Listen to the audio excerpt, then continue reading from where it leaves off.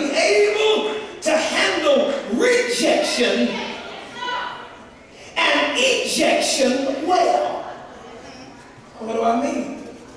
You see, the arrow is not significant until it has experienced rejection from the bow. If you go to the archer and look in his bag, he grabs the arrow and he pulls it up and he puts it inside the bow. But the first thing he does is he does the arrow somewhat like what God does to us. He puts it in place and then pulls it back. Have you ever felt like you were going backwards instead of going forward? The money you used to have, you don't have that no more. The resources you used to have, you don't have that no more.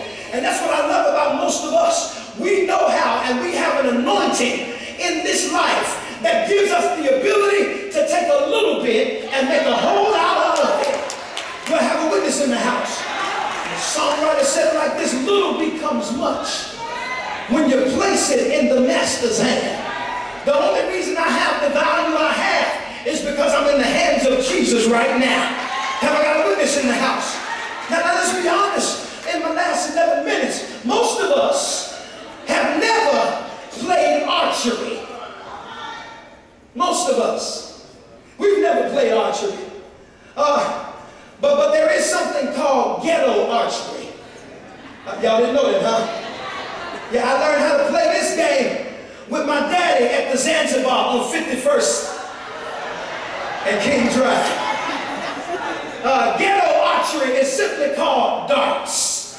Is there anybody in here ever played darts before? You know, that's called black folks archery. You know, that's ghetto archery. That's low income archery. And when we understand this game of archery, you have to understand that most of us that are from the projects, we couldn't afford you all the dartboard.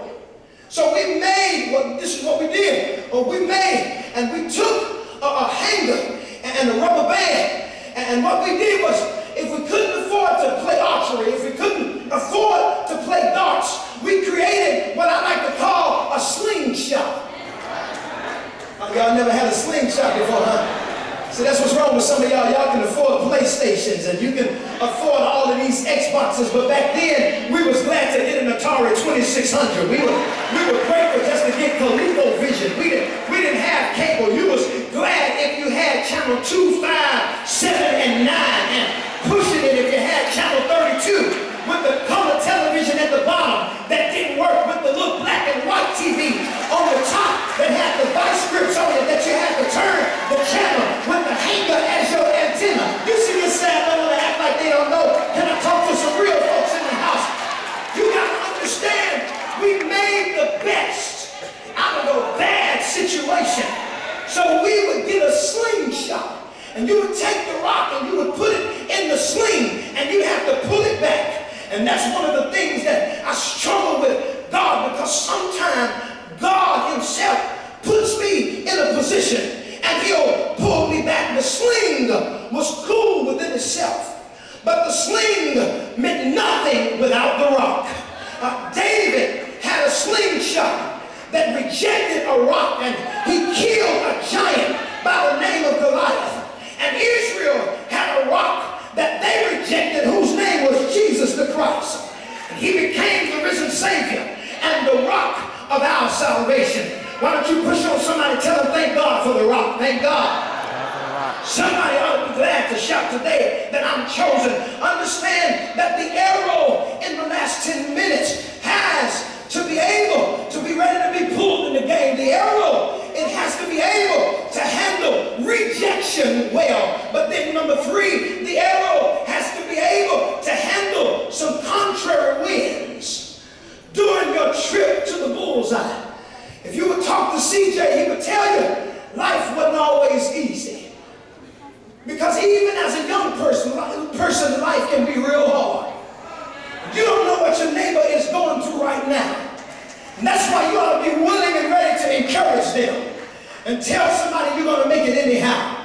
You got to understand, you got to have words that will build people up instead of tearing people down. Everybody in here is a construction worker.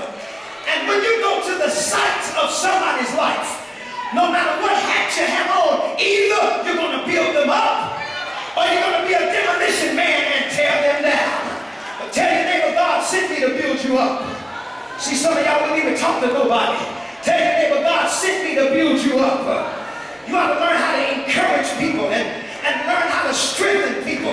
That's what I love about CJ, because he knew how to lift people up. Do I have anybody here? CJ ever gave you an encouraging word? Raise your hand in the